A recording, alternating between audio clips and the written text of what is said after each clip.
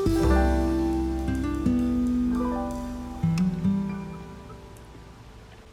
is decaf coffee, and this is my life now. Good morning, friends.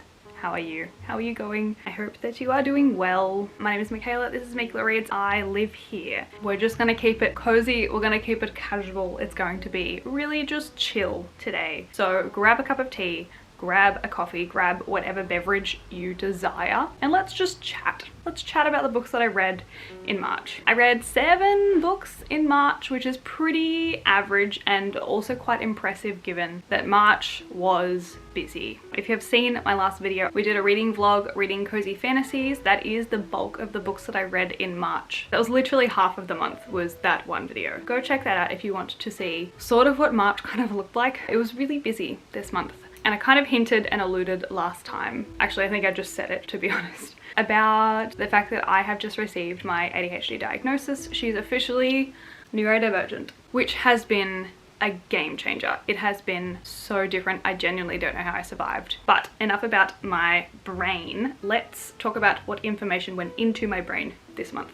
Alrighty, what did we read first? The first book that I finished in March was actually a book that I have been reading since January, and that is Skyward by Brandon Sanderson. This was the book club book for my work book club in January, and I did read some of it before the book club. I then subsequently didn't attend the book club, nor did I finish reading the book in time. So I finally finished it, and once I got into the story, I flew through this. I've already talked a little bit about this throughout a smattering of other videos because, as I said, I have been reading it since January. Overall, Brandon Sanderson's writing definitely feels like a fantasy, but it is in the sci-fi genre within this. It was a really nice blend of being character-based but then also plot and story driven at the same time, much like fantasies can be. In this, we follow Spencer. She is a young person training to be a pilot. She's having a lot of trouble with this because her father was a pilot and he, in a very, very large battle, deserted and was shot down and was labeled a deserter and a traitor. Therefore, her family has also been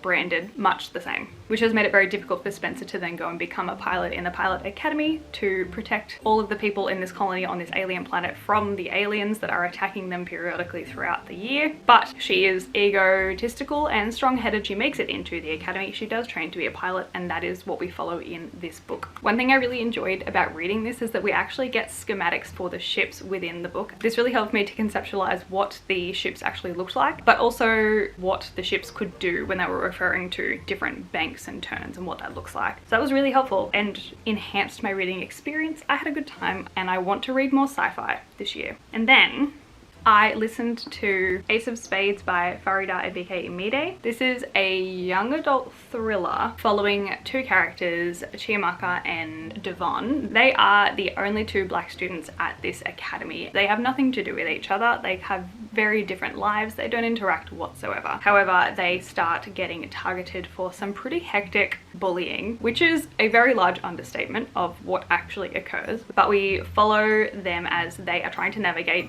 this very Pretty Little Liars a person slash private academy things.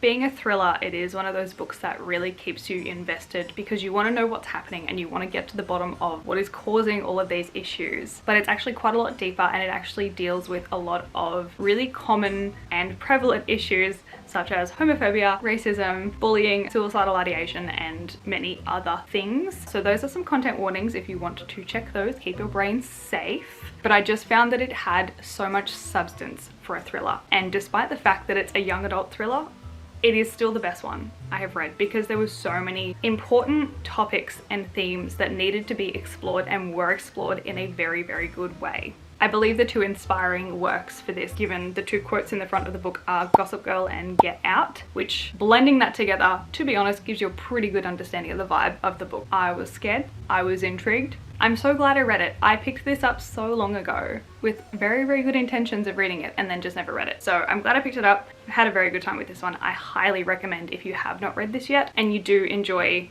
those young adult type thrillers. And then I read Before Your Memory Fades by Toshikazu Kawaguchi. Before Your Memory Fades is a book that I read as a buddy read with Ali from Alison Pages. We essentially both kind of read this almost in one sitting, as far as I know. Particularly with this one, learning all the characters from start to finish and pausing in between makes me just a little bit confused. A lot of the names are very similar. It's very hard to differentiate who is who, particularly with this one where we have been introduced to almost an entire new cast of characters. I had to learn who they were, where they were, and what their role within the cafe and the story was. And so the ones that weren't in every story, I actually didn't really build a connection with or know or like all that much. I do believe that the theme of this one was a lot stronger than the last two books because I picked it up and I don't normally do that. In Before the Coffee Gets Cold, if you don't know, by this point, I've ranted and raved about it. These books are a collection of stories, typically 4, that follow a cafe in Japan that allows you to go back in time. However, the caveat for that is that you have to return back to your present time before the coffee gets cold that is served to you. Otherwise, terrible things will happen. There's like a few other nuances and rules that come along with that, but that's the general premise of all of the stories. All of the stories include that, and what we find in the books is that the substance of the story is not necessarily the magic of the cafe, but actually the relationships and the interactions between the characters, and that is no different in this one. Except, I'm not going to spoil anything, but we kind of get to see some new places.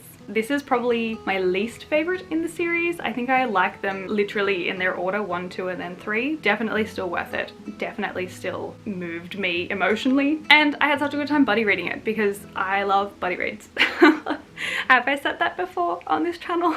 Next, I finally got to read The Very Secret Society of Irregular Witches. This is written by Sangu Mandana, and I will be picking up anything else that she writes from this moment on. This is a story that follows a young witch. Her name is Mika Moon. She is a part of a secret society of witches that is run by an old witch who's been doing it for a very long time, and her rules are that the witches can't be gathered in one place for too long. They can't interact because when that much magic is together, it's really hard to control it and bad things can happen, and it makes it harder to keep, you know, the witch society secret. However, Mika, being 30 and in the present day and on the internet, starts posting videos of herself doing witchcraft, thinking that no one will kind of pick up that she is actually a witch and that she's just being a witch on TikTok. But she does actually get found by an old man named Ian. He picks it out and says, this woman is actually a witch and we need her to come and teach the 3 witches who are children that we currently have at our house because we don't have a witch to teach them and their magic is going crazy.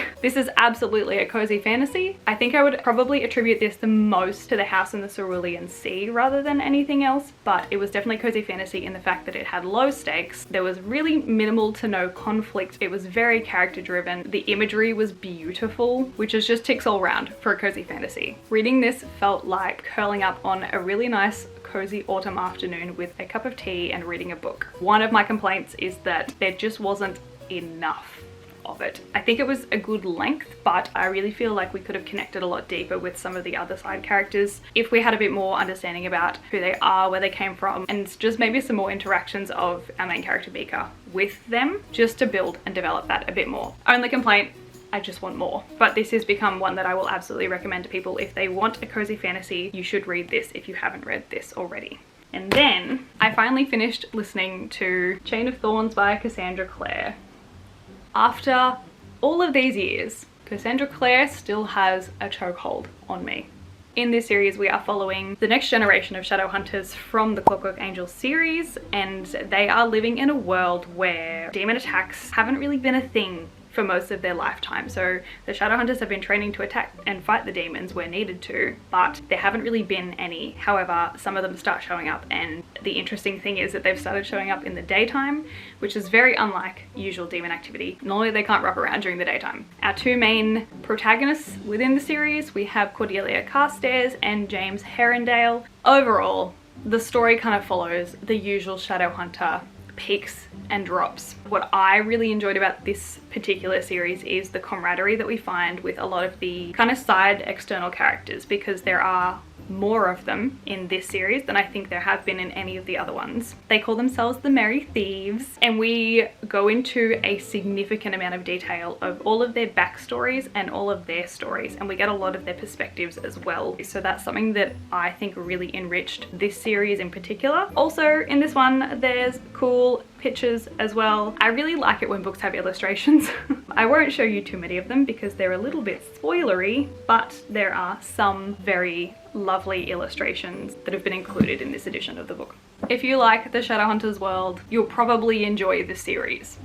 Will I continue to read whatever else Cassandra Clare writes within this world? More than likely. Next. Oh boy, I read That Time I Got Drunk and Saved a Demon. This is another book in which I did not know what I was getting into. After reading Legends and Lattes, I went on a hunt. I researched different cozy fantasy books that have similar vibes. This was on the list, and this should not have been on the list. I have a lot of complicated feelings about this book because on one hand, it's a 150 page that was all in all pretty fun to read. It was entertaining, quite ridiculous, but if you just radically accepted the story, then it was fine. It included an alarming amount of spice that was demon based and just made me feel a little bit uncomfy. It is one of them content warnings, just check the content warnings. She included a content warning, I just apparently didn't read it. In this we follow Cinnamon. She is a spice farmer. Her and her family farm and sell spices to people. There is something that happens every year where they have warriors, that go and try to protect their town from demons. Cinnamon goes to the festival. She gets a little bit inebriated and she ends up going home, and on her way she saves a demon. Unknowingly. In terms of this not meeting the criteria for cozy fantasy, in my opinion, is that it had adventure, it had stakes, there was a fair bit of violence and gore, the spice was interesting, and it just didn't feel cozy. It was a fun spice adventure short novel. However, I'm not sure if the digital editions are different, but there was so many grammatic errors within this book. Things being spelled wrong, odd capitalizations, there was odd grammatical things throughout. It was enough that I noticed it, and that's not normally something that I notice. I had a little bit of an issue with that, but overall it was fun, but I wouldn't recommend that you spend the $30 something that I spent to get it sent to Australia. And finally, I listened to what is probably one of my favorite reads of this month, which was very surprising. It was 1,000 Splendid Suns by Colette Husseini. This is a modern historical fiction. It's set in Kabul. The timeline of this spans from around 1970 through to about 2003. We follow the rise and fall of the Russian invasion, the communism movement, and then the eventual takeover of the Taliban. Within this book, we actually primarily focus on two women's perspectives. We have Marianne and Lila. We start the book in Marianne's perspective and we follow her through her childhood, and then we swap perspectives over to Lila. She is quite a bit younger. I think she's about a decade younger than Marianne is. The thing is, given the time difference, Marianne is actually an adult at this point, and these two women are thrown together under very unfortunate circumstances. The rest of the book, we essentially follow their relationship amid this very war-ravaged city and country. This was poignant, it was heart-wrenching, it was stressful, but I really enjoy how Husseini is able to provide such rich character profiles amid such a devastating and historically accurate setting. He is able to really hone in on the really lovely, joyful moments for these people that literally had me just driving to and from work grinning into my steering wheel, but then also sobbing into my steering wheel by the end of the book. I was very anxious. If you've read the book, you know what scene I'm talking about, but this book took me through the ringer of emotions. I was happy, I was sad, I was anxious, I was scared. I was genuinely frightened. Like, my heart was racing while I'm